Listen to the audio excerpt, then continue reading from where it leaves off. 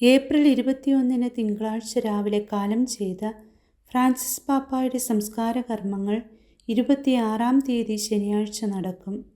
അന്ന് രാവിലെ പ്രാദേശിക സമയം 10 മണിക്ക്, ഇന്ത്യയിലെ സമയം ഉച്ചയ്ക്ക് 1:30 വത്തിക്കാനിലെ വിശുദ്ധ പത്രോസിൻ്റെ ബസിലിക്കയുടെ അങ്കണത്തിൽ മൃതസംസ്കാര ദിവ്യബലി ആരംഭിക്കും.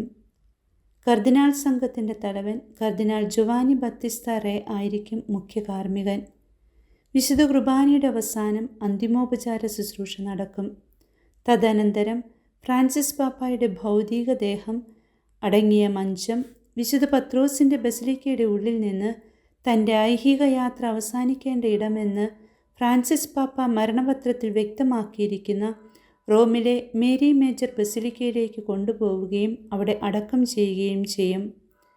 മാർപ്പാപ്പായുടെ ഔദ്യോഗിക വസതിയായ സാന്താ മാർത്തയിൽ നിന്നും ഭൗതികദേഹം പ്രദക്ഷിണമായി വിശുദ്ധ പത്രോസിൻ്റെ ബസിലിക്കയുടെ പ്രധാന കവാടത്തിലൂടെ ബസിലിക്കയുടെ ഉള്ളിൽ പ്രവേശിപ്പിച്ചു. പ്രാർത്ഥനാ ശുശ്രൂഷകൾ അവസാനിക്കുന്നത് മുതൽ പാപ്പായുടെ ഭൗതിക ശരീരം കാണാനും അന്തിമോപചാരം അർപ്പിക്കുവാനുമുള്ള സൗകര്യമുണ്ടായിരിക്കും.